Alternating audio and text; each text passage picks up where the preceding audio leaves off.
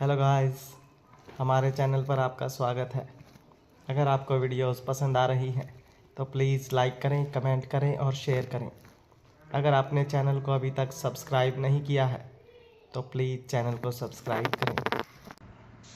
आहान ने मयूरी को प्रपोज कर दिया था। मयूरी ने भी उसका प्रपोजल खुशी खुशी एक्सेप्ट कर लिया था।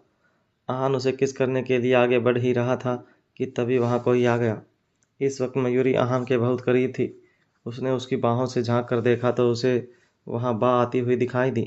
जैसे ही बा ने उन दोनों को साथ में देखा, उन्होंने खुश होते हुए आहान से कहा, बदमाश, तू इतनी बड़ी खुशी की बात अपनी बा से कैसे छिपा सकता है? वो तो मैं इतनी स्मार्ट हूँ जो मैंने किसी को तुम दोनों का पीछा करने को कहा, वरना मुझे कभी इस बारे में पता ही नहीं लगता।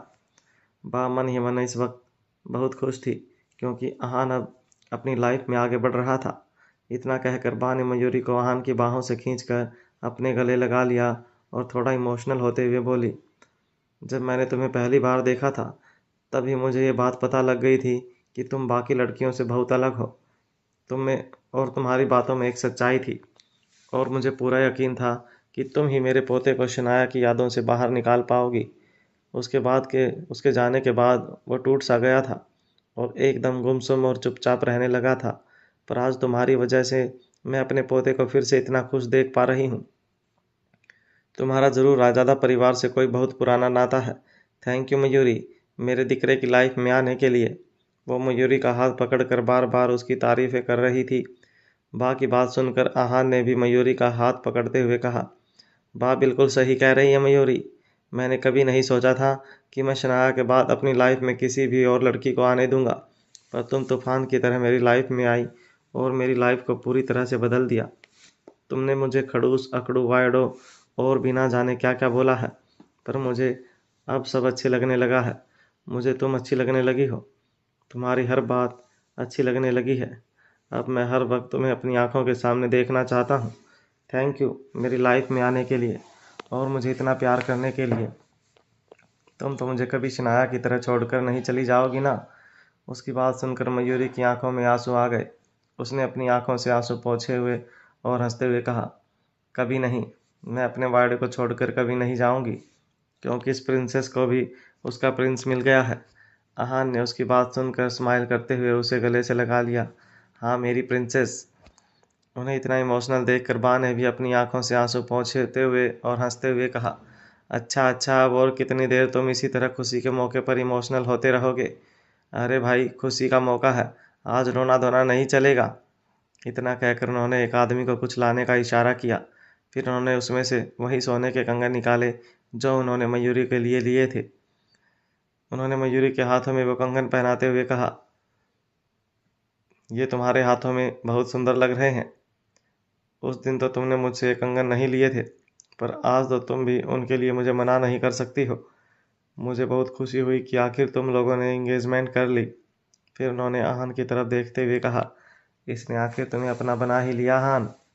बा ने फिर से मयूरी की तरफ देखते हुए कहा, मयूरी तुम्हें नहीं पता, पर आहान को बचपन से ही बहुत ज़्यादा गुस्सा आता है, यहाँ तक कि अपनी उम्र के बच्चों के साथ खेलता भी नहीं था। ये बस अपनी पढ़ाई और अपनी मार्शल आर्ट की प्रैक्टिस में ही खुश रहता था। उसके बाद शनाया इसकी ज़िंदगी में आई और ये बदलने लगा, पर उसके अचानक छोड़कर चले जाने के बाद ये बहुत अकेला पड़ गया था। पर फिर तुमने इसकी लाइफ में एंट्री मारकर सब ठीक कर दिया। उन्होंने स्माइल करते हुए मयूरी की तरफ देखा और हंसते हुए कहा, अब तो ये लड़कियों से फ्लर्ट भी करने लगा है। तभी आहान हल्का सा खांसा, अब बस भी करो बा।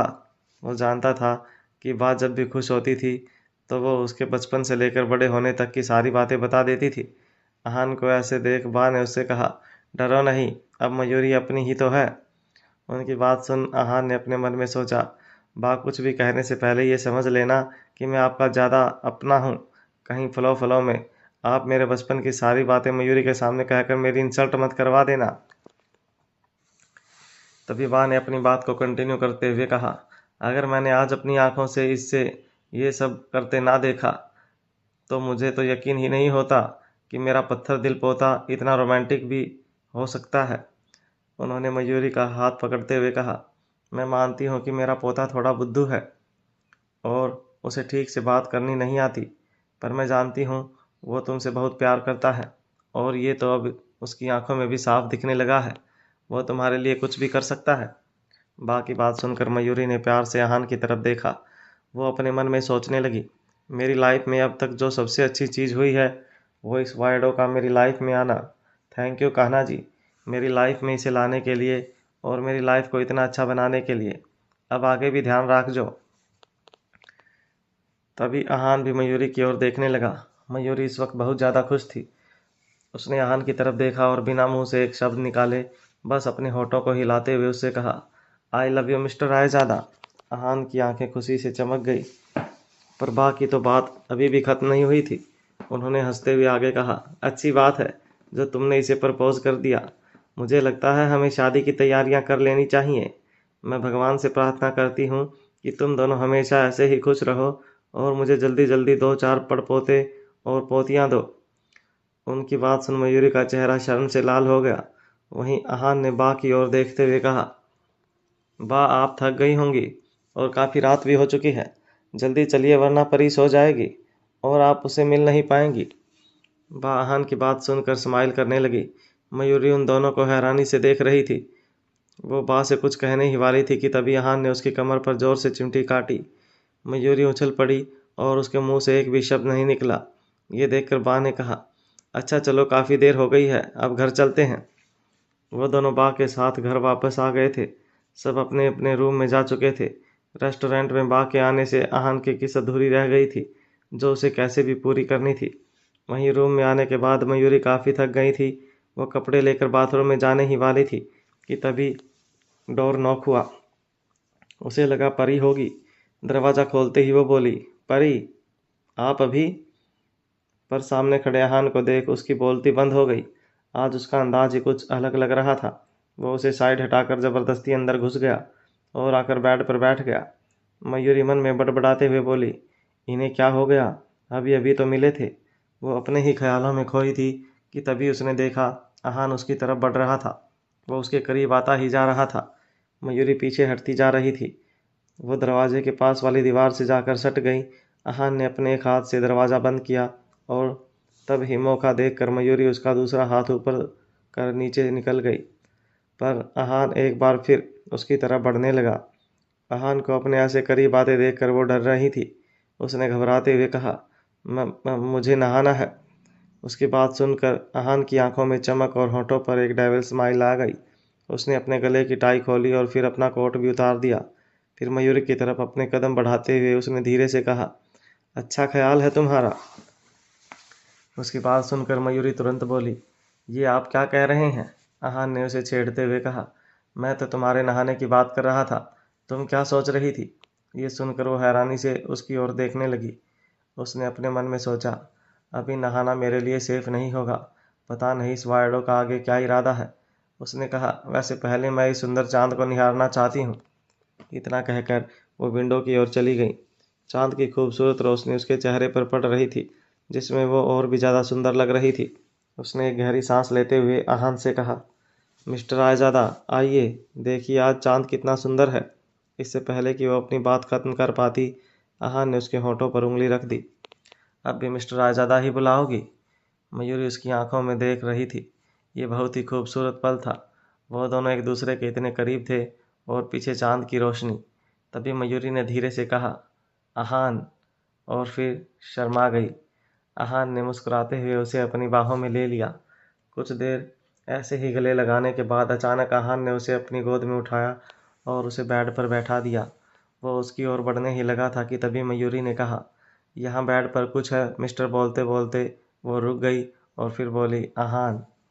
आहान ने सोचा कि मयूरी उससे बचने के लिए बहाने बना रही है, इसलिए उसने कहा, मयूरी मजाक मत करो।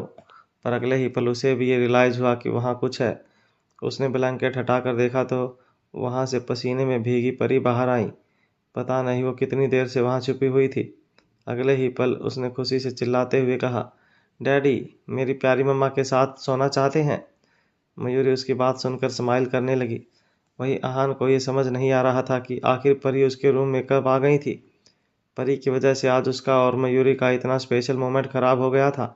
मयूरी ने जल्दी से एक टॉवल लेकर परी का पसीना पोंछा और फिर उसके साथ बेड पर लेटने लगी। तभी आहान ने उसकी ओर देखते हुए कहा, वैसे हम परी को बा के रूम में भी सुला सकते हैं। मयूरी ने कहा, नहीं, बा परेशान हो जाएंगी, इसलिए परी हमारे साथ यहीं सोएगी। आहान का चेहरा देख मयूरी को मजा आ रहा था। उसकी बात सुनकर आहान हैरानी से उसकी ओर देखने लगा। फिर उसने गुस्से से कहा, फिर परी ही क्यों, बा को भी हमारे साथ सोने के लिए बुला लो। मयूरी उसकी बात सुनकर स्माइल करने लगी, पर फिर उसने कुछ नहीं कहा। उसने परी को गले लगा लिया और सोचने लगी, जब परी का जन्म हुआ था तो वो कितनी प्यारी लगती होगी। जब वो 1 साल की हुई, फिर 2 साल की हुई, तो वो कैसी दिखती होगी। पता नहीं उस वक्त मुझे क्या हो गया था जो मैं अपनी इतनी प्यारी बच्ची से इतने वक्त तक दूर रही। मयूरी इस वक्त तक आहान के बारे में भूल ही चुकी थी। वो अपने ही ख्यालों में खोई थी। परी बहुत प्यार से उसकी गोद में लेटी हुई थी और मयूरी उसे लोरी सुना रही थी। परी सोने लगी, पर तभी उसने पीछे मुड़कर कहा, डैडी। आहान इस वक्त दीवार का सहारा लिए खड़ा था। उसकी आवाज़ सुनकर उसने कहा, डैडी यही हैं परी, आप सो जाओ। ये बोल वो उसके पास आकर बैठ गया और सर पीछे टिका लिया। उसकी आवाज़ सुनकर परी सोने लगी। आहान ने मयूरी की तरफ देखते हुए कहा, इस छोटी सी बच्ची को भी मेरी परवाह है, पर तुम्हें नहीं। पर मयूरी ने अब भी उसे कुछ नहीं कहा। वो बस परी का सिर ही सहला रही थी। काफ़ी देर परी मयूरी से बातें करती रही। मयूरी भी उसे कभी लोरी सुनाती तो कभी कोई कहानी। कुछ देर बाद जब परी गहरी नींद में सो गई तो उसने उसके गालों पर प्यार से किस कर दिया। फिर उसने सिर उठाकर आहान की तरफ देखा। वो भी अब तक सो चुका था, पर सोते हुए भी वो बहुत प्यारा लग रहा था। अब क्योंकि दोनों बाप बेटी आराम से सो रहे थे, इसलिए मयूरी भी जल्दी से शावर लेकर बाहर आ गई। पर जैसे ही वो बाहर आई, आहान ने उसे हक कर लिया। उसे जागा देख मयूरी हैरान हो गई और बोली, आप तो सो गए थे ना।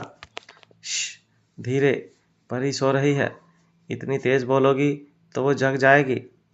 इतना कहकर उसने मयूरी के होठों पर किस कर दी और फिर उसके करीब बढ़ने लगा। मयूरी उसे पीछे कर जल्दी से जाकर लेट गई। वो परी के इतना करीब लेटी थी कि आहान भी कुछ नहीं कर सकता था। वो भी चुपचाप परी के दूसरी साइड जाकर सो गया। अगले दिन जब आहान जगा तो उसे मयूरी आसपास कहीं दिखाई नहीं दी। उसने बस बेड के साइड में एक गुस्से से भरा हुआ नोट छोड़ा हुआ था। अब तक परी भी जग चुकी थी। आहान ने परी को अपनी गोद में उठाया और मयूरी को ढूंढने बाहर चला गया, पर उसे कहीं भी मयूरी नहीं दिखी। तभी नौकर ने आकर उसे बताया, साहब, हमने सिक्योरिटी गार्ड से मिस मयूरी के बारे में पूछा तो उन्होंने बताया कि मयूरी मैडम सुबह ही कहीं निकल गई थी और उन्होंने इस बारे में आपको बताने से भी मना किया था। नौकर को लग रहा था कि आहान इस बात से गुस्सा होगा, पर उसने स्माइल करते हुए कहा, कोई बात नहीं, कुछ देर में वो वापस आ जाएगी। ये सुनकर नौकर हैरान हुआ, पर फिर उसने कहा, ठीक है साहब, वर्धन सर ने यह फाइल मुझे आपको देने के लिए कहा था। ये बोल उसने एक फाइल उसकी तरफ बढ़ा दी। इसे स्टडी रूम में रख दो। आहान की बात सुनकर उसने हाँ में सर हिला दिया और वहाँ से चला गया। आहान ने मयूरी को कल रात बहुत परेशान किया था। इस बात से गुस्सा होकर मयूरी घर से जल्दी निकल गई थी। जाते वक्त अचानक उसे कुछ बहुत ज़रूरी याद आया और वो तुरंत सूजल के हॉस्पिटल चली गई। वहाँ जाकर उसने देखा कि वो एक पेशेंट को किसी दवाई के बारे में समझा रही थी। मयूरी एक तरफ खड़ी होकर उसके बाहर आने का वेट कर रही थी।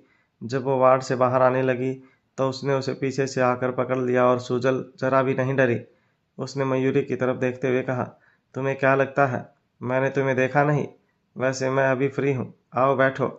सूजल एक बहुत अच्छी नर्स थी। जब बचपन में उसकी उम्र के बच्चे मिट्टी से खेल रहे होते थे तो वो कीड़े मकोड़ों के साथ एक्सपेरिमेंट्स कर रही होती थी। उसे दूसरों से ज़्यादा बातें करना पसंद नहीं था। बस एक मयूरी ही थी जिससे वो बात करती थी। वो अपना ज़्यादातर टाइम पेशेंट्स को संभालने में ही लगाती थी। मयूरी कैसे बिना बताए जाने से क्या हान उसे गुस्सा होगा। सूजन ने उसे एक गिलास पानी दिया। मयूरी ने पानी पीते हुए कहा, मुझे मिस्टर आज़ादा समझ ही नहीं आते। हैंडसम है, जेंटलमैन है, या एक नंबर के बदमाश। अब तो मुझे उन पर डाउट होने लगा है कि जितना सीधा मैं उनको समझती हूँ उतने वो है नहीं। जब देखो तब मुझे परेशान करते रहते हैं और मेरे करीब आने का एक मौका नहीं छोड़ते। मुझे एक्सीडेंट से पहले उस रात के बारे में याद नहीं है कि शराब के नशे में मैंने उन्हें अपने साथ सोने के लिए मजबूर किया था या उन्होंने मुझे। उसकी बात सुनकर सूजल ने हैरान होते हुए कहा, क्या कहा तुमने? नशे की हालत में तुमने मिस्टर रायजादा को अपने साथ सोने पर मजबूर किया था। हाँ, वो तुम जानती हो मेरी क्या हालत हो जाती है। ड्रिंक करते ही मेरा खुद पर कंट्रोल नहीं रहता। और फिर मिस्टर रायजादा हैं भी कितने ज़्यादा हैंडसम। मेरी नज़र तो कब से उन पर थी, तो इसलिए जैसे ही मुझे मौका मिला मैंने उसके साथ उस रात वो सब कर लिया होगा। मयूरी को समझ नहीं आ रहा था कि वो उसे क्या जवाब दे, इसलिए उसने जैसे तैसे करके अपने शब्द को इकट्ठा करके उसे जवाब दिया। सूजन ने कहा, पर मुझे नहीं लगता कि यहान अपनी मर्जी के बिना किसी को अपने करीब आने देता होगा। उसने कुछ देर सोचकर थोड़े अजीब तरीके से कहा, पर मुझे पहले ये बताओ कि तुम इतनी सुबह मुझे ये बताने यहाँ आई हो कि तुम दोनों में से किसने किसका फ़ायदा उठाया था। सूजन मयूरी से कुछ साल बड़ी थी, पर आज तक उसका किसी के साथ कोई रिश्ता नहीं था। उसने बहुत से लड़कों के ऑपरेशन में डॉक्टर्स को असिस्ट किया था, पर पता नहीं क्यों मयूरी के साथ ऐसे टॉपिक पर बात करते हुए वो थोड़ा हेजिटेट कर रही थी। मयूरी ने उससे कहा, बिल्कुल नहीं। उसने अपना बायां हाथ उसकी ओर बढ़ाया और उसे अपनी रिंग दिखाते हुए कहने लगी, मिस्टर रायजादा ने कल मुझे प्रपोज किया और मैंने भी उन्हें हाँ कह दी है। उसकी बात सुन सूजल हैरान हो गई। उसने सोचा नहीं था कि वो दोनों इतनी जल्दी अपने रिश्ते में आगे बढ़ जाएंगे। आहान रायजादा एक ऐसी पर्सनैलिटी था जो कभी किसी लड़की को भाव नहीं देता था। उसके बारे में तो ये एक कहा जाता था कि वो शनाया के बाद सिर्फ अपनी कंपनी से प्यार करता है, पर अब उसने मयूरी को प्रपोज कर दिया था। अगले ही पल सूजल ने स्माइल करते हुए कहा, अच्छा है, तुम्हें एक पार्टनर मिल गया। अब मुझे भी तुम्हारी ज़्यादा टेंशन नहीं होगी। वैसे तुम काफ़ी बड़े ख़ानदान में जा रही हो। मुझे अभी भी याद है, आहान की काकी ने तुम्हें पहले बहुत परेशान किया था, इसलिए तुम्हें उनसे अपना आगे भी ध्यान रखना होगा। उसकी बात सुन मयूरी ने अपनी उंगली में पहनी हुई रिंग की तरफ देखते हुए कहा, मैं उनसे क्यों डरूंगी भला। आहान के होते हुए अब मुझे कोई परेशान नहीं कर सकता। समझाई छे कि रिपीट करूं। वैसे मयूरी खुद इतनी काबिल थी कि कोई उसे परेशान नहीं कर सकता था, चाहे फिर आहान उसके पास हो या नहीं।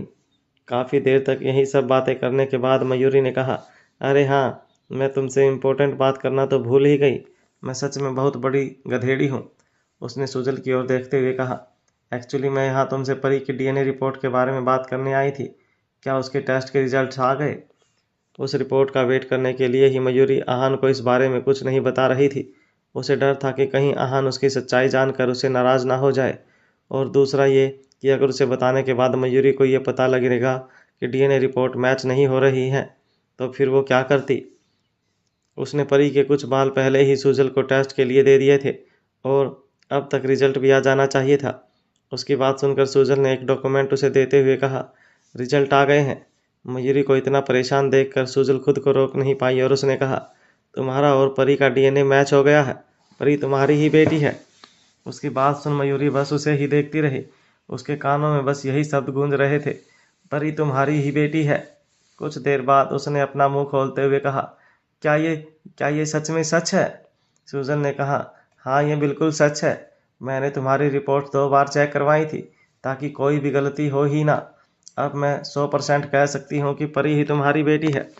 इसके बाद सूजल अपनी जगह से खड़ी होकर मयूरी के पास आई और उसे रिपोर्ट्स देते हुए कहने लगी, मुझे पर्सनली अब यही लगता है मयूरी कि तुम्हें इस बारे में सोचना चाहिए कि तुम आहान को कैसे बताओगी कि उसकी बेटी परी की असली माँ तुम ही हो। मयूरी इस वक्त गहरी सोच में खोई हुई थी।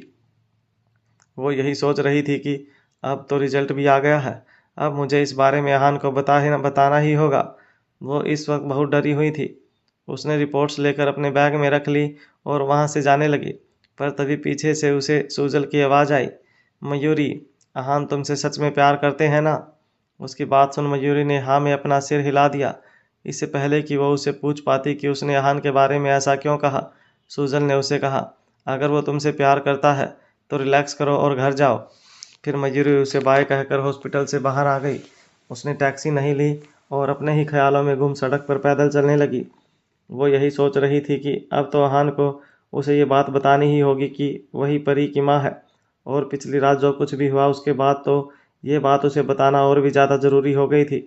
उसने अपने मन में कहा, मिस्टर रायजादा मुझसे प्यार करते हैं और मैं भी उनसे बहुत प्यार करती हूँ। अगर उन्हें हमारे रिश्ते पर विश्वास है, एक दूसरे पर विश्वास है, तो आगे भी कोई प्रॉब्लम नहीं होगी। और फिर कान्हा भी जी तो है मेरे साथ। अगर वो यहाँ तक हमें लेकर आए हैं तो आगे भी वहीं लेकर जाएंगे। इतना सोचकर उसने अपने पर्स से फ़ोन निकाल कर आहान को कॉल कर दिया, पर जैसे ही फ़ोन रिंग करने लगा उसने जल्दी से कॉल कट कर दिया। उसने खुद से कहा, मैं इतनी नर्वस क्यों हो रही हूँ। उसने खुद को रिलैक्स करते हुए कहा, मयूरी, मिस्टर रायज़ादा तुझे प्यार करते हैं, इसलिए तुझे डरने की कोई ज़रूरत नहीं है। पर तभी मयूरी का फ़ोन रिंग करने लगा। उसने जब देखा कि आहान का कॉल है तो उसने तुरंत उठा लिया। आहान ने स्माइल करते हुए कहा, कैसी हो तुम। मयूरी इस वक्त बहुत घबराई हुई थी। आहान की आवाज़ सुन उसने धीरे से बड़बड़ाते हुए कहा, आपने कल मेरे साथ बिल्कुल अच्छा नहीं किया। मन तो कर रहा है कि कल आपने मेरा फ़ायदा उठाया था तो आज मैं आपका फ़ायदा उठाऊं। इतना कहकर उसने आहान को एक रेस्टोरेंट में आने को कहा। उसने उसके स्टेटस को मैच करने के लिए अपनी सारी सेविंग्स यूज़ कर ली ताकि वो उसके लिए एक अच्छे से रेस्टोरेंट में टेबल बुक कर सके। फिर वो जल्दी से वहाँ पहुँच गई। वो आहान को अपनी सच्चाई बताने से पहले उसे उसके जैसा ही एक सरप्राइज़ देना चाहती थी। उसने आहान की नकल करने के लिए उसे रेस्टोरेंट के सर्विस स्टाफ को एक सरप्राइज़ प्लान करने को कहा। तभी वेटर ने कहा, मैम, क्या आपने अपने बॉयफ्रेंड के लिए कोई गिफ्ट तैयार किया है। उसकी बात सुनकर मयूरी अपने मन में सोचने लगी, हाँ, अब मैं उस वायडो की गर्लफ्रेंड भी हूँ और फियांस भी। तभी उसे याद आया कि वो तो उसके लिए कोई गिफ्ट लाना ही भूल गई थी।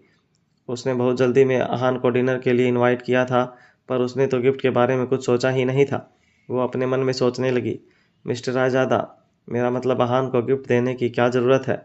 उसके पास तो किसी चीज़ की कमी है ही नहीं, इसलिए मैं उनके लिए क्या ही गिफ्ट लाती। उसके रिएक्शन को समझते हुए वेटर ने कहा, तो क्या आप जानती हैं कि उन्हें क्या पसंद है। उसकी बात सुनकर मयूरी अपने मन में सोचने लगी, उसे हर वक्त गुस्से में रहना पसंद है। वो जैसा है हमेशा वैसे ही रहना चाहता है और उसे किसी की कोई परवाह नहीं है। उसे कुछ ना कहता देखकर वेटर ने कहा, उन्हें खाने में क्या पसंद है। उसकी बात सुन मयूरी ने परेशान होते हुए कहा, मुझे कुछ नहीं पता, मैं उनके बारे में कुछ नहीं जानती। उसकी बात सुनकर वेटर उसे अपनी बड़ी बड़ी नज़रों से हैरानी से देखने लगा। उसे डाउट हो रहा था कि वो जिस इंसान के लिए सरप्राइज़ प्लान कर रही है वो उसका बॉयफ्रेंड है भी या नहीं। मयूरी उसके साथ काफ़ी टाइम से रह रही थी, पर आहान अपने आप में अपने काम में इतना बिजी रहता था कि मयूरी को कभी ये जानने का मौका ही नहीं मिला कि उसे क्या पसंद है और क्या नहीं। उसने सोचा कुछ ना करूं, इससे बढ़िया जो हो जाए वही सही है। फिर उसने वेटर की तरफ देखते हुए कहा, आप उनकी पसंद की टेंशन मत लीजिए। मुझे ये बताइए कि अभी के लिए आपका रेस्टोरेंट क्या सरप्राइज़ प्लान कर सकता है। क्या आप रेड रोजेज़ और चॉकलेट्स ला सकते हैं। वो इस वक्त यही सोच रही थी, अगर आहान को उसके गिफ्ट्स पसंद नहीं आएंगे तो वो खुद उन्हें एंजॉय कर लेगी। वेटर मयूरी का जवाब सुन हैरान रह गया। आज तक उसने यही सुना था कि लड़के अपनी गर्लफ्रेंड को चॉकलेट और रोजेज़ देते हैं, पर उसने किसी लड़की को अपने बॉयफ्रेंड के लिए ये सब करते पहली बार देखा और सुना था। तभी वो सोचने लगा कि कहीं उसने कुछ गलत तो नहीं सुना। कुछ देर बाद उसने थोड़ा हेजिटेट करते हुए कहा, वैसे आप हमारे रेस्टोरेंट की स्पेशल कपल मील ऑर्डर कर सकती हैं। इसमें हमारे होटल की सबसे बेहतरीन डिशेज होंगी। उसने कुछ देर रुक कर कहा, ड्रिंक्स के में आपके पास रेस्टो की स्पेशल कॉकटेल ऑर्डर कर सकती हैं। इसको एक स्पेशल नाम भी दिया गया है, माई लव। आप अपने बॉयफ्रेंड के साथ कॉकटेल एंजॉय करते वक्त इसके स्पेशल नाम के बारे में उन्हें बता सकती हैं और अपने दिल की बात भी उन्हें कह सकती हैं। मयूरी ने वेटर की सभी बातों को एक पेपर पर नोट करते हुए कहा, ओके, तो फिर आप यही सब अरेंज कर दीजिए। कुछ देर सोचने के बाद मयूरी ने वेटर को एक खाली सफ़ेद प्लेट और हॉट चॉकलेट सॉस लाने को कहा। मयूरी को ये सब कुछ अजीब लग रहा था क्योंकि उसने आज तक किसी लड़के के लिए ये सब नहीं किया था और ना ही किसी लड़के को कोई सरप्राइज़ दिया था। तभी उसने प्लेट पर प्यार से कुछ लिखा। इस वक्त उसका दिल ज़ोरों से धड़क रहा था। तभी उसने दिल में एक ख्याल आया, क्या मिस्टर रायज़ादा ने जब मेरे लिए सरप्राइज़ प्लान किया था तो क्या वो भी मेरी ही तरह नर्वस हुए होंगे। क्या उन्होंने भी ये सब आइडियाज़ किसी और से लिए होंगे। फिर वो वाइट प्लेट पर अपने दिल की बात लिखी हुई देखकर स्माइल करने लगी। उसने वो प्लेट सर्विस स्टाफ को दे दी और फिर आहान का बेसब्री से इंतज़ार करते हुए पानी पीने लगी। ठीक 6 बजे आहान अपने अलग ही अंदाज के साथ रेस्टोरेंट के एंट्रेंस पर खड़ा दिखाई दिया। हमेशा की तरह आज भी वो बहुत हैंडसम लग रहा था। उसने अपने लॉन्ग कोट में हाथ डाले हुए थे। उसकी नज़रें बस मयूरी को ही ढूंढ रही थी। तभी मयूरी अपनी सीट से खड़ी होकर उसकी ओर हाथ हिलाकर बोली, मैं यहाँ हूँ। आहान की आंखें मयूरी पर जाकर रुक गई। तभी एक वेटर अपने हाथ में रोजेस का बुके लेकर बोला, ये आपके लिए है। आहान ने उसे वो रोजेस बुके ले लिया और मयूरी के पास आकर उसे वो देता हुआ बोला, तुम्हें ये पसंद है ना? मयूरी ने उसे वो रोजेस बुके लेकर कहा, हाँ मुझे ये पसंद है।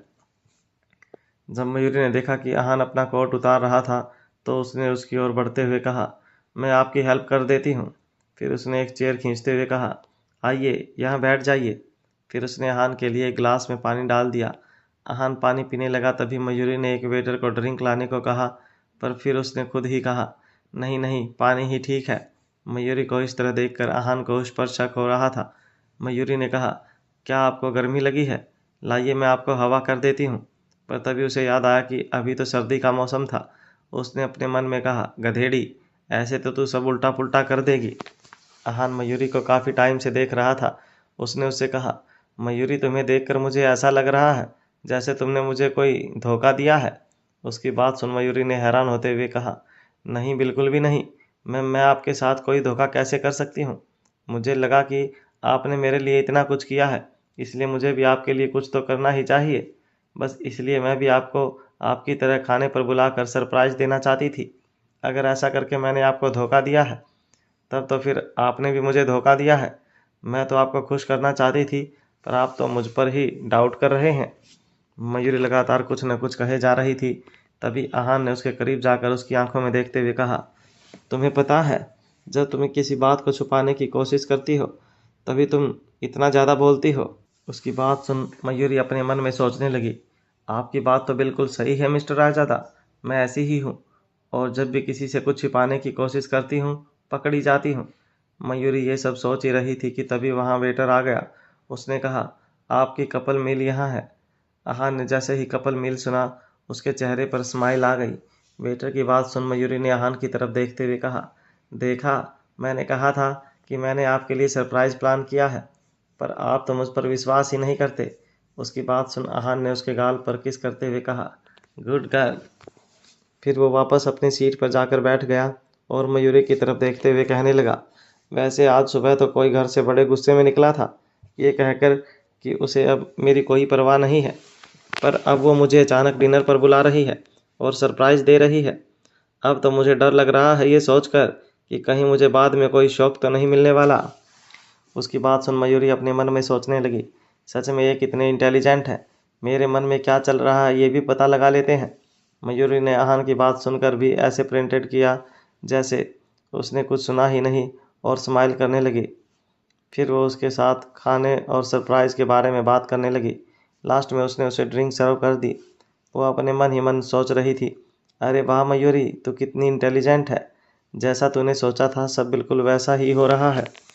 आहान उसके चेहरे को देखकर पहले ही समझ चुका था कि वो कुछ परेशान है, पर क्योंकि वो अभी उसे कुछ नहीं कहना चाहती थी, इसलिए आहान ने भी उससे कुछ नहीं पूछा। वो ये देखना चाहता था कि मयूरी अपने अंदर कितनी देर तक किसी बात को दबा कर रख सकती है। मयूरी ने जब वेटर को वो वाइट प्लेट लाते हुए देखा तो उसने आहान से कहा, अब लास्ट सरप्राइज़, आप अपनी आंखें बंद कीजिए।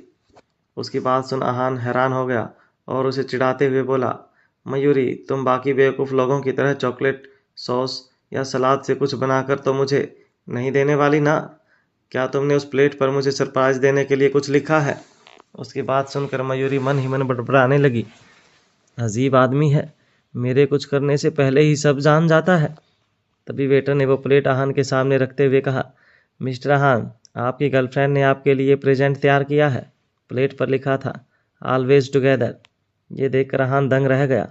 उसके चेहरे पर स्माइल आ गई और वो मयूरी की तरफ देखने लगा। उसे स्माइल करता देख मयूरी ने कहा, आपने तो कहा था कि ये बेवकूफ़ लोगों का काम है, अब क्यों इसे देखकर स्माइल कर रहे हैं? लाइए, ये मुझे वापस कर दीजिए। आहान ने कहा, मयूरी, तुम एक बार मुझे गिफ्ट देने के बाद वापस मुझसे वो गिफ्ट कैसे ले सकती हो? इतना कहकर उसने सर्विस स्टाफ से कहा, मैं ये प्लेट खरीद रहा हूँ, इसे अच्छे से पैक कर दीजिए, पर ध्यान रखिएगा इस प्लेट पर लिखे हुए शब्द बिल्कुल ख़राब ना हो, मैं इसे अपने साथ घर लेकर जाऊँगा। उसकी बात सुनकर मयूरी उसे देखती रह गई। उसने कभी सोचा नहीं था कि आहान उसके गिफ्ट को इतना संभाल कर रखेगा। उसने कहा, पर आप इस प्लेट का क्या करेंगे? उसकी बात सुनकर आहान ने स्माइल करते हुए कहा, इसे घर ले जाकर मैं अपनी कीमती चीज़ के साथ संभाल कर रखूँगा। उसकी बात सुनकर मयूरी को बहुत अच्छा लगा। तभी सर्विस स्टाफ वहाँ बिल लेकर आया। मयूरी ने जैसे ही उस बिल पर नज़र डाली, उसका तो दिल ही बैठ गया। उसने आज बहुत खर्चा कर दिया था। अगर अब भी वो अपनी बात आहान से नहीं कह सकी तो वो उसे खाने पर कभी इनवाइट नहीं कर सकेगी। उसने अपने मन में कहा, तो इनसे सब कुछ कह सकती है मयूरी, तुझे कहना ही होगा कि परी की असली माँ तू ही है।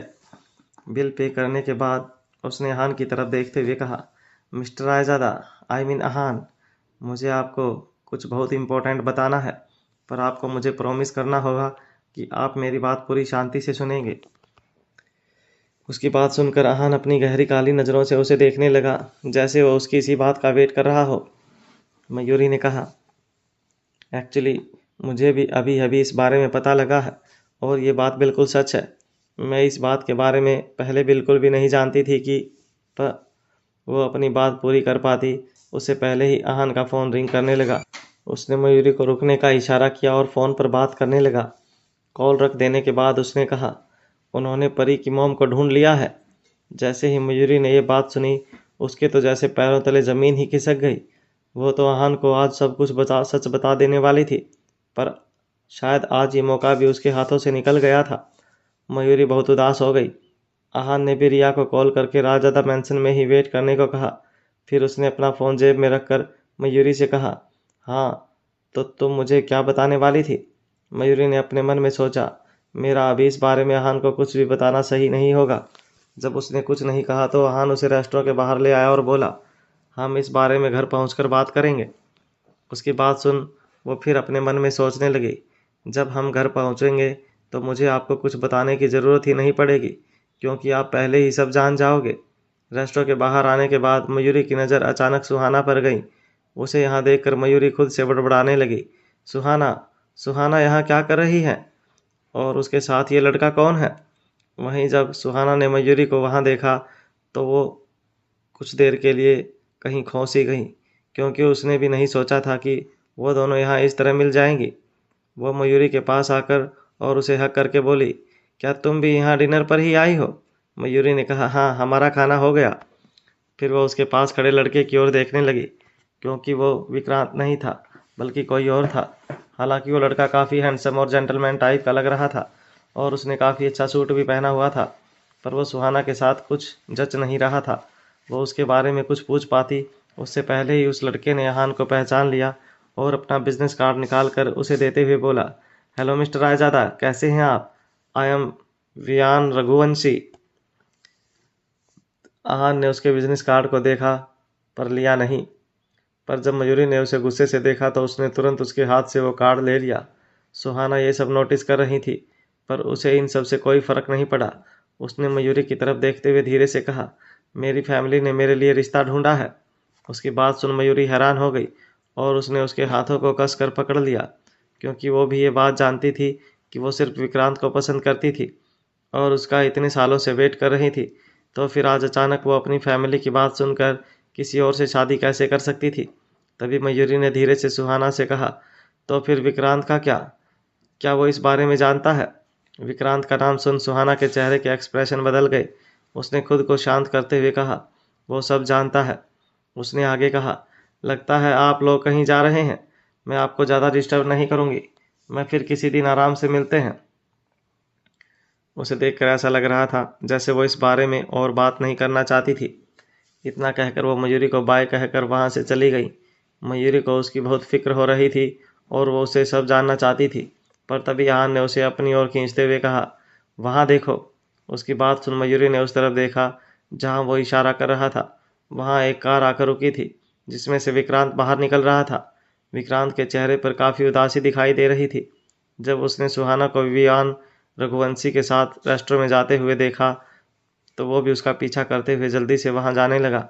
आहान और मयूरी को वहाँ देखकर वो चलते चलते थोड़ा रुका और एक स्माइल देकर वहाँ से आगे चला गया।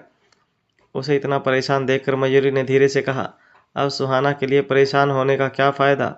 पहले जब वो तुम्हें मना रही थी तब तुम क्यों उसे खुद से दूर कर रहे थे? अब इसे समझ जाएगा कि जब कोई तुम्हें इग्नोर करता है तो तुम्हें कैसा लगता है। मयूरी मन ही मन विक्रांत को कोस रही थी, पर तभी आहान ने उसके सिर पर हाथ रखते हुए अपनी भारी आवाज में उससे कहा, विक्रांत वैसा बिल्कुल भी नहीं है जैसा तुम उसके बारे में सोच रही हो। अगर उसकी कोई मजबूरी नहीं होती तो वो ऐसा कभी नहीं करता। मयूरी इस बारे में और जानना चाहती थी, पर तभी आहान दूसरी ओर देखने लगा, जैसे वो इस बारे में आगे बात ही नहीं करना चाहता हो। फिर वो मयूरी को वहां से लेकर चला गया। वहीं सुहाना वियान रघुवंशी के साथ वीआईपी एरिया में एक सीट पर जाकर बैठ गई। तभी वियान ने मेनू उठाकर उसके सामने रख दिया। उसने कहा, तुम्हें जो भी पसंद हो ऑर्डर कर दो। अगर तुम्हें यहाँ का मेनू समझ ना आए तो हम यहाँ के शेफ से इस बारे में पूछ सकते हैं। उसकी बात सुन सुहाना ने अपना फ़ोन साइड में रखा और उसकी ओर देखते हुए बोली, मुझे कुछ भी चलेगा। फिर उसने भी यही डिशेज ऑर्डर कर दी जो वियान ने मंगवाई थी। वियान रघुवंशी कोई बहुत ज़्यादा रिच फैमिली से नहीं था, पर वो एक बहुत मेहनती लड़का था। उसने बहुत बड़ी यूनिवर्सिटी से अपनी पढ़ाई कंप्लीट की थी और वो बिजनेस स्कूल का टॉप स्टूडेंट था और साथ ही सुहाना का क्लासमेट भी था। सुहाना की फैमिली को सुहाना की बहुत टेंशन थी, क्योंकि वो कई सालों तक विक्रांत के पीछे पागल थी। जैसे ही उन्हें पता लगा कि वो किसी और से शादी करने के लिए रेडी हो गई है, तो उन्होंने जल्दी से वियान रघुवंशी की फैमिली से बात कर ली। उन्हें उनके फैमिली बैकग्राउंड से कोई फ़र्क नहीं पड़ता था। वो बस इतना चाहते थे कि जिस भी इंसान की सुहाना से शादी हो वो दिल का अच्छा हो और उसका हमेशा ध्यान रखे और उसे बहुत प्यार करे। सुहाना अपने मन में यही सब सोच रही थी। वो इतने सालों से विक्रांत का जो वेट कर रही थी वो दूसरे लोगों के लिए पागलपन से ज़्यादा और कुछ नहीं था। उसे ख्यालों में खोए देख वियान रघुवंशी ने कहा, सुहाना, सुहाना। तभी सुहाना अपने ख्यालों से बाहर आई और वियान की तरफ देखते हुए कहने लगी, सॉरी, तुम क्या कह रहे थे? वियान ने स्माइल करते हुए कहा, नथिंग स्पेशल, बस मुझे सडनली याद आया कि तुम्हें मीठा बहुत पसंद है। क्या तुम कोई डेजर्ट ट्राई करना चाहोगी? जैसे ही उसने उसकी बात सुनी उसे विक्रांत की बात याद आ गई। जब वो दोनों साथ में थे तो विक्रांत उसे कहा करता था, तुम्हारे लिए ज़्यादा मीठा खाना अच्छा नहीं है। अगर तुम मेरी बात नहीं मानोगी तो मैं तुम्हारे लिए शुगर फ्री स्वीट्स बनवा दूंगा या फिर खुद ही बनाना सीख जाऊंगा। एक्चुअली मुझे लगता है तुम्हारा नाम सुहाना गलती से रखा गया है। तुम्हारा नाम तो स्वीटी होना चाहिए, क्योंकि तुम बहुत ज़्यादा मीठा खाती हो। सुहाना के दिमाग में लगातार उसकी बातें घूम रही थी। वो उसका पहला प्यार था, इसलिए उसकी लाइफ में उसकी एक अलग ही जगह थी। एक ऐसी जगह थी जिसे वो चाहकर भी किसी और को नहीं दे सकती थी और ना ही वो उसे कभी भुला सकती थी। वो भले ही इस वक्त वियान के सामने बैठी हो, पर उसके दिल और दिमाग में बस विक्रांत की ही बातें घूम रही थी। तभी उसने अचानक से अपने ख्यालों से बाहर आते हुए कहा, नहीं, मेरा आज मीठा खाने का मन नहीं है। इतना कहकर उसने मेनू बंद कर दिया। सुहाना वहाँ बैठे बोर हो गई थी, इसलिए वो इधर उधर देखने लगी, पर तभी उसकी नज़रें विक्रांत पर गई जो उसी रेस्टोरेंट में अंदर आ रहा था। उसे देखकर पहले तो सुहाना हैरान हो गई, पर तभी उसने सोचा कि वो उसे इतना प्यार करती है, शायद इसीलिए उसे हर जगह वही दिखाई दे रहा है। पर तभी विक्रांत उसके करीब आने लगा। आखिरी बार होटल में मिलने के बाद वो पहली बार अब एक दूसरे के सामने आए थे। सुहाना ने कभी सोचा भी नहीं था कि वो इस तरह एक दूसरे के आमने सामने आ जाएंगे। तभी वियान ने उससे कहा, mister Vikrant, what A coincidence. Vikrant ने अपनी नज़रें सुहाना से हटाकर वियान की तरफ कर ली थी और उससे कहा, नहीं, ये कोइंसिडेंस नहीं है। पर अगले ही पल विक्रांत ने हंसकर कहा, अरे जस्ट किडिंग। वियान भी ये सुनकर हंस दिया। कुछ इधर उधर की बातें करने के बाद विक्रांत अपनी जगह जाकर बैठ गया। सुहाना अब भी हैरानी से उसे देख रही थी। वो बस उसका रिएक्शन देखना चाहती थी, इसलिए अब उसने उसकी तरफ कोई ध्यान नहीं दिया, बल्कि वियान से बात करने में बिजी हो गई। पर बार बार वो टेढ़ी नज़रों से विक्रांत की तरफ भी देख रही थी, जो हर वक्त बस उसे ही देख रहा था। सुहाना को लग रहा था जैसे उसे उसका वियान के साथ बात करना अच्छा नहीं लग रहा है। वियान भी ये सब देख रहा था और उसे भी सब कुछ समझ आ रहा था, पर उसने इस बात पर इतना ध्यान नहीं दिया। वियान सुहाना के साथ स्कूल की यादों को ताज़ा करने लगा और उसने अचानक से उसका हाथ पकड़ लिया और कहा, सुहाना, मैं तुमसे स्कूल के दिनों से प्यार करता हूँ। मैंने कभी नहीं सोचा था कि मैं तुमसे दोबारा मिल पाऊंगा। विक्रांत को यह सब सुनाई दे रहा था। उसने मन में कहा, पता नहीं फिर भी कैसे मिल लिए। वियान ने कहा, भले ही तुम्हें लगे कि मेरा स्टेटस तुम्हारे जितना हाई नहीं है और शायद मैं तुम्हारे लायक भी नहीं हूँ, पर मेरा यकीन करो, मैं तुम्हें हमेशा खुश रखूँगा और अपनी मेहनत से ऐसा स्टेटस बनाऊँगा कि तुम्हें मेरे साथ कभी शर्म नहीं आएगी। विक्रांत ने मन में कहा, शर्म? वो तो उसे यहाँ बैठकर भी आ रही है। वहीं वियान ने आगे कहा, सुहाना, तुम आगे क्या फैसला लेना चाहती हो ये तुम पर है। ये सुनकर विक्रांत ने सोचा, उसका फैसला मैं ही बता देता हूँ, वो मना ही करेगी। सुहाना इस वक्त वियान को देख रही थी। उसे समझ नहीं आ रहा था कि वो क्या फैसला ले। उसने अपने हाथ छुड़वाया और उठकर वॉशरूम चली गई और वहाँ पर रोने लगी। जब वो अपना चेहरा ठीक करके वापस आई तब तक वियान वहाँ से जा चुका था और उसकी जगह पर विक्रांत बैठा था। सुहाना ने कहा, वियान कहाँ गया? तुमने उसे भगा दिया? विक्रांत ने कहा, वो कोई छोटा बच्चा है जो मैं उसे भगा दूंगा, उसकी मर्जी, वो यहाँ से चला गया। सुहाना ने कहा, तुम उसकी जगह क्या कर रहे हो?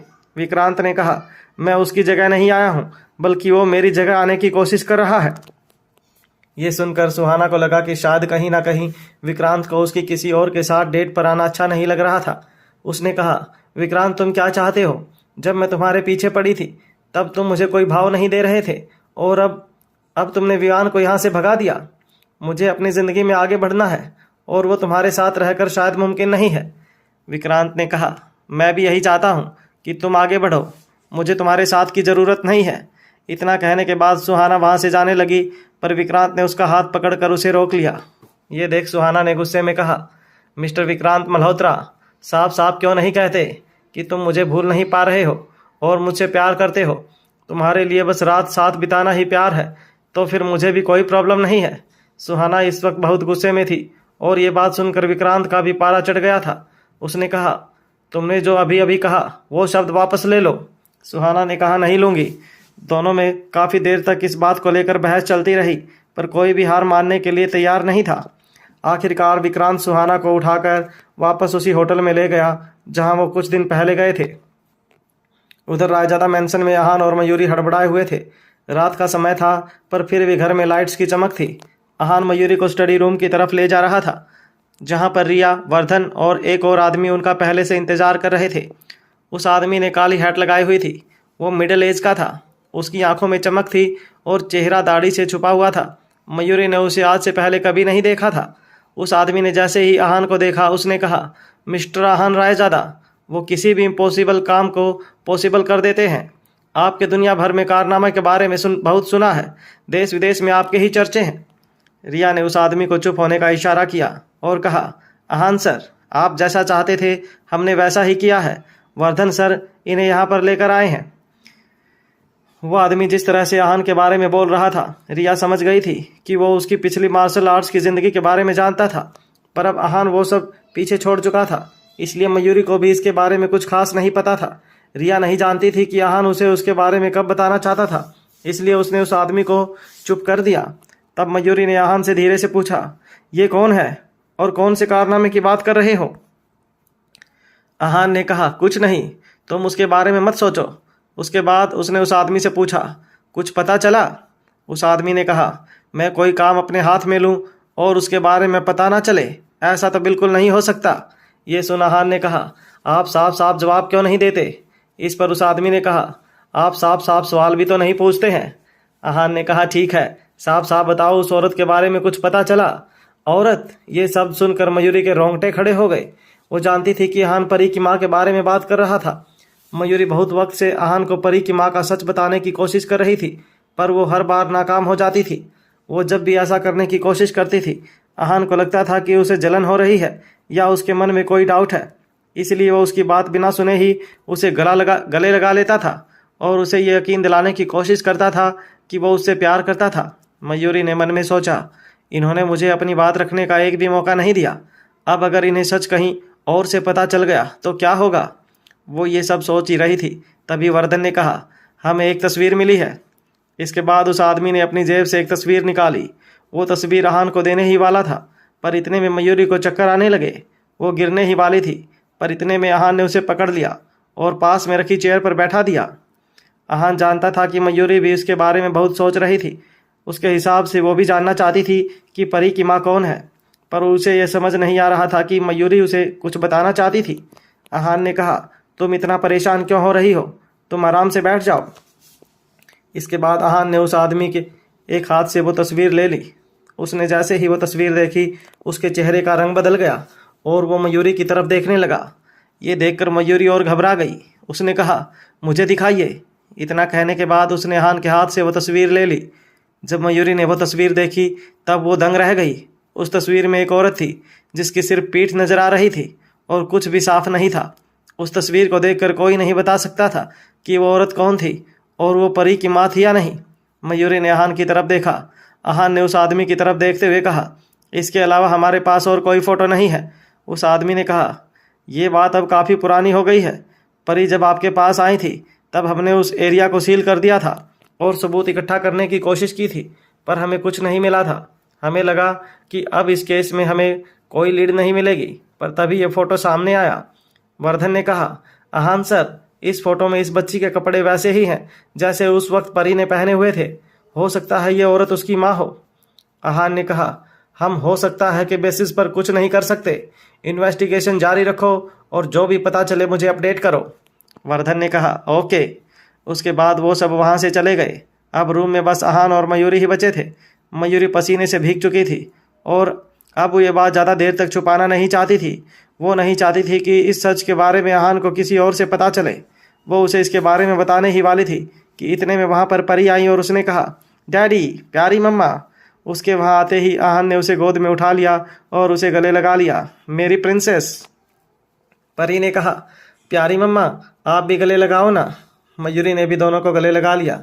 कुछ देर बाद मयूरी ने कहा, आहान, आपको नहीं लगता परी मेरे जैसी है? आहान मुस्कुराया और उसने कहा, बिल्कुल लगता है। ये बिल्कुल तुम्हारी तरह शरारती है। ये सुनकर मयूरी ने मुंह बना लिया। उसने मन में सोचा, इन्हें मैं बस शरारती लगती हूँ और कुछ नहीं। पर फिर मयूरी ने आहान से कहा, नहीं, मतलब ये आपको मेरी तरह सुंदर और प्यारी नहीं लगती क्या? आपको नहीं लगता कि हमारे चेहरे मिलते हैं? ये सुनकर आहान हंसने लगा और उसने कहा, बिल्कुल नहीं, तुम इसके जैसी बिल्कुल नहीं लगती। ये बात सुनकर मयूरी को गुस्सा आ गया। उसने फैसला लिया कि अब वो आहान को परी की माँ होने का सच बिल्कुल नहीं बताएगी। उसने मन में सोचा, अब आप खुद पता करो कि परी की माँ कौन है। अब तो मुझे आपके मुंह से ही सच सुनना है। मयूरी गुस्से में लाल हो गई थी। उसने कहा, परी चलो यहाँ से, बहुत रात हो गई है, अब हमें सोना चाहिए। इतना कहने के बाद मयूरी परी को वहाँ से ले गई। आहान बस हैरानी में उन्हें जाते हुए देख रहा था। वो जाकर परी के साथ सो गई। अगले दिन जब मयूरी ऑफिस पहुंची तब उसके पास पुलिस स्टेशन से कॉल आया। किडनैपिंग के हादसे को काफ़ी वक्त हो गया था और अब मयूरी को नहीं लग रहा था कि इस केस में आगे कुछ भी पता चल पाएगा। मयूरी सारी उम्मीद छोड़ चुकी थी, पर तभी ये कॉल आ गया। मयूरी ने ऑफिस में इन्फॉर्म किया और पुलिस स्टेशन के लिए जाने लगी।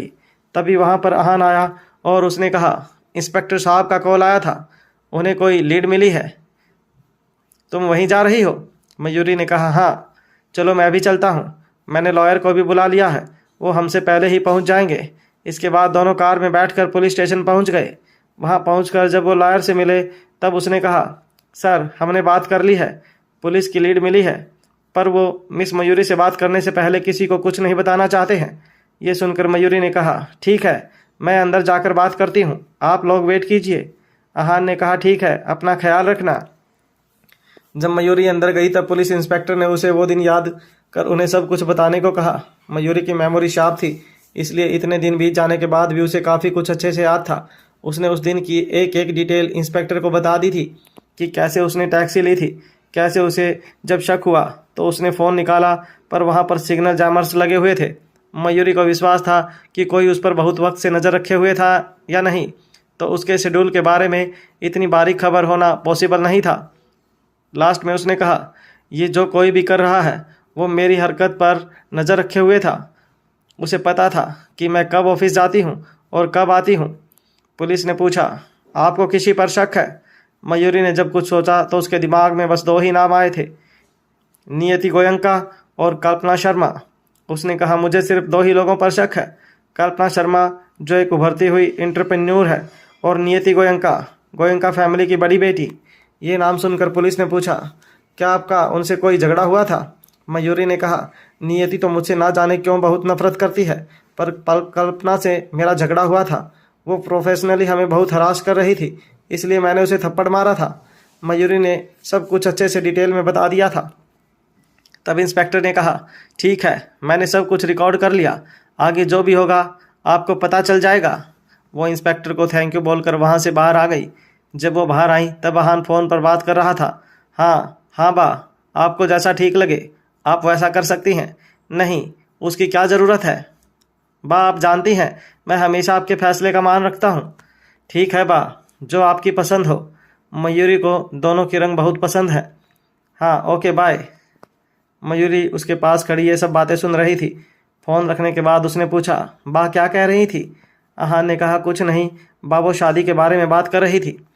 मयूरी ने कभी नहीं सोचा था कि उनकी शादी की बात इतनी जल्दी होने लग जाएगी। शादी की बात सुनकर मयूरी कैसे रिएक्ट करेगी? आहान ने उससे कहा, तुम कैसे शादी करना चाहती हो मयूरी? जैसे तुम चाहती हो हम उसी स्टाइल से शादी करेंगे। उसकी बात सुनकर मयूरी का चेहरा शर्म से लाल हो गया। उसने आहान को हक करते हुए कहा, मेरी शादी आपसे हो रही है आहान, बस इतना काफ़ी है। अब इससे कोई फ़र्क नहीं पड़ता कि शादी किस स्टाइल में हो रही है। मुझे तो बस आपका साथ चाहिए और शादी के लिए मेरे दूल्हे आप होने चाहिए। उसकी बात सुनकर आहान ने उसे कस कर गले लगा लिया। वो दोनों इस वक्त बहुत ज़्यादा खुश थे। वहीं दूसरी ओर गोयंका मैंसन में नियति जल्दी से अपने कमरे में गई और एक बड़े से सूटकेस में अपने कपड़े रखने लगी। उसे अभी अभी ये खबर मिली थी कि पुलिस को उस पर शक है। अगर इस वक्त वो यहाँ से नहीं भागी तो कभी यहाँ से नहीं जा पाएगी। इत्तेफाक से उसके डैड ने अभी उसे यहाँ से भेजने का इंतज़ाम किया था, जिसके लिए वो उनसे लड़ रही थी। पर अब उसे उनके थैंक यू कहने का मन कर रहा था। उसके पास यहाँ से जाने का ये अच्छा मौका था। कपड़े रखकर उसने अपना लॉकर खोलकर ज्वेलरी बॉक्स से अपनी कीमती ज्वेलरी निकालनी चाही, पर उसने देखा कि वहाँ से सब कुछ गायब था। ये देख वो बहुत भड़क गई और गुस्से में तमतमाते हुए उर्मिला के रूम में पहुंची और बोली, मेरे इयररिंग्स वापस करो। उसने चिल्लाते हुए कहा तो उर्मिला भी ऊंची आवाज़ में बोली, ये क्या बदतमीजी है? ये तुम्हारे डैड और मेरा रूम है। बिना नॉक किए तुम्हारी यहाँ आने की हिम्मत कैसे हुई? नियति उससे बहस करके अपना टाइम ख़राब करने की बजाय वहाँ अपना ज्वेलरी बॉक्स ढूंढने लगी। उर्मिला ने भी उसे नहीं रोका। वो जानती थी कि वो अब यहाँ बस कुछ ही देर की मेहमान है। अब आई ना लाइन पर। इतने में नियति को उसकी ज्वेलरी बॉक्स मिल गया। वो वहाँ से जाने लगी, पर तभी उर्मिला ने कहा, अब कभी वापस सूरत आने की सोचना भी मत। यहाँ तुम्हारा कोई नहीं है और ना ही तुम्हें गोयंका फैमिली की प्रॉपर्टी में हिस्सा मिलेगा, समझी तुम? अपनी ये मनहूस शक्ल लेकर चली जाओ यहाँ से, हमेशा हमेशा के लिए। नियति ने कोई जवाब नहीं दिया तो उर्मिला ने आगे कहा, और वैसे भी अब तो आहान रायजादा भी मयूरी से शादी करने वाला है। उसके घर में शादी की तैयारियां शुरू हो गई हैं। बड़ी आई थी आहान रायजादा से शादी करने वाली। नियति को उस पर बहुत गुस्सा आ रहा था, पर इस वक्त वो जिस सिचुएशन में थी वो कोई तमाशा अफोर्ड नहीं कर सकती थी। उसे कैसे भी करके यहाँ से निकलना था, पर आहान की शादी की खबर ने उसके कदम रोक दिए थे। अपनी बात कहकर उर्मिला तो वहाँ से चली गई, पर नियति वहीं खड़ी सोच रही थी, आहान सच में मयूरी से शादी करने वाला है? अगर एक बार मयूरी रायजादा मैंसन की बहू बन गई तो वो उन लोगों को नहीं छोड़ेगी जिसने उसे किडनैप किया था। और अगर आहान को ये पता चल गया कि इन सब के पीछे मैं थी तो... बोलते बोलते वो रोने लगी। रोते हुए ही वो आगे बोली, आखिर क्यों मेरी हर प्यारी चीज़ मुझसे छीन ली जाती है? आहान पर सिर्फ मेरा हक था, उसे प्यार करने का हक सिर्फ मेरा था, और गोयंका फैमिली की हर एक चीज़ पर भी मेरा हक है। मैं इतनी आसानी से ये सब नहीं जाने दे सकती। अगर आहान मेरा नहीं हो सकता तो मयूरी का भी नहीं होगा। अगले ही पल उसने अपने आंसू पोंछे और उसके चेहरे पर एक डेविल स्माइल आ गई। उसने किसी को कॉल करके कहा, मेरे पास एक बहुत इंपॉर्टेंट इन्फॉर्मेशन है, मैं मिस्टर आहान रायजादा से मिलना चाहती हूँ। कुछ देर बाद उसकी कार शनाया ज्वेलर्स की बिल्डिंग के सामने थी। वो जैसे ही अंदर आई सब लोग उसे हैरानी से देखने लगे, क्योंकि सभी जानते थे कि नियति को खुद मिस्टर रायजादा ने नौकरी से निकाला था। अब नियति का शनाया ज्वेलर से और रायजादा मैंसन से कोई लेना देना नहीं था। वहीं सबकी अपनी ओर देखते हुए नियति परेशान होने की बजाय खुश हो रही थी। उसने अपनी आंखों पर लगे सनग्लासेस को स्टाइल से ठीक किया, फिर लिफ्ट लेकर सीई ऑफिस के फ्लोर पर आ गई। वो जैसे ही लिफ्ट से बाहर आई, रिया उसका लिफ्ट के बाहर वेट कर रही थी। उसने कहा, सर आपका ही वेट कर रहे हैं मिस नियति। जैसे ही नियति ने सुना आहान उसका वेट कर रहा है तो मन ही मन वो बहुत खुश हो गई। वो अपने मन में सोचने लगी, हम दोनों को मिले हुए काफ़ी दिन हो गए हैं। शायद आहान को मुझसे नाराज़गी थी, वो अब दूर हो गई होगी। अगर वो मुझे माफ़ कर दे शायद मुझे सूरत छोड़कर जाना ही ना पड़े। तभी रिया ने आहान से जाकर कहा, सर मिस नियति आई हैं। पर बाहर खड़ी नियति ने जैसे ही आहान को देखा वो खुद को रोक नहीं पाई और तुरंत दरवाज़ा खोलकर अंदर आकर बोली, आहान। जैसे आज उसे इतने दिनों बाद अपने सामने देखकर वो अपने मन में सोच रही थी, आहान कितना ज़्यादा हैंडसम है, इसका एटीट्यूड, इसकी क्लास, मुझे सब पसंद है। मैं इसे कैसे प्यार ना करूं? अगर वो मयूरी मेरी लाइफ में नहीं आई होती तो मैं अहान को ज़रूर अपना बना लेती। वो मन ही मन मयूरी को कोसने लगी, पर उसने जल्दी ही खुद को शांत कर लिया, क्योंकि आज वो यहाँ मयूरी से बदला लेने नहीं आई थी, बल्कि उसे उससे भी कुछ बहुत ज़रूरी काम आज ख़त्म करना था। तभी अहान ने अपने हाथ में पकड़े हुए डॉक्यूमेंट्स को टेबल पर रखा और नियति की तरफ देखते हुए बोला, तुम्हें अच्छे से पता है कि मैं तुमसे मिलने के लिए क्यों तैयार हुआ हूँ। उसने उसे घूरते हुए आगे कहा, तुम्हारे पास बस एक चांस है। अगर तुमने अब कुछ भी झूठ कहा तो मैं सिर्फ तुम्हें ही नहीं बल्कि पूरी गोयंका फैमिली को नहीं छोड़ूंगा। उसकी बात सुनकर नियति कांपने लगी। पहले की बात कुछ और थी, पर अब उसके हाथ से सब कुछ निकल चुका था। अब तो उसके डैड ने भी उसे अकेला छोड़ दिया था। अब उसके पास खोने के लिए कुछ नहीं था। यही सब सोच उसने अपनी मुट्ठी कस ली और कहा, मैं सच कह रही हूँ, मैं जानती हूँ कि परी की माँ कौन है। मैं अभी उसे तुम्हारे सामने ला सकती हूँ, पर उसके लिए तुम्हें मुझे 1 करोड़ रुपए देने होंगे। इंडिया से बाहर अपनी नई ज़िंदगी शुरू करने के लिए उसे अच्छी खासी रकम चाहिए थी, और क्योंकि गोयंका फैमिली उसे अब 1 रुपया भी नहीं देना चाहती थी, इसलिए उसे ये सब करना पड़ रहा था।